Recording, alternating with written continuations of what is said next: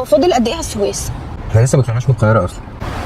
طب ممكن لما نوصل عند البشبيشي نقف؟ بشبيشي ليه؟ عاوزه اجيب قرص مشبك. يا رب يا رب صبر، ممكن ما تتكلميش تاني؟ نشبك ايه؟ اسكتي. هوبا استر يا رب. في ايه؟ ها؟ في ايه؟ كمين ما تتكلميش خالص، ما تتكلميش خالص عشان عليا قواضي. استر يا رب استر يا رب. بشبيشي ايه بس؟ بطاطك والرخص. تمرك يا باشا. شوف لي عليه. رايح فين بقى كده؟ يا باشا انا سواق اوبر وباكل عيش، والاستاذه طالبه رحله ورايحه السويس. هيبان. وانت يا استاذ؟ انا حضرتك والله العظيم ما اعرفه وانا بريء. بريئه من ايه؟ لا يعني في العموم انا شخصيه بريئه يعني. انت بتشتغل ايه؟ حضرتك انا بشتغل في التسويق العقاري، وبابا ناظر، واخويا الكبير دكتور نسا، واختي بقى اختي مدرسه، وجوزها محامي. اخويا بقى التاني انا مش عايز اعرف اخوك التاني بيشتغل ايه. عليه قضيه يا باشا. انت عليك قضيه؟ اه والله. خلي على جنب. وانت يا استاذ لو عايز تنزلي تركبي حاجه تانيه اعملي كده.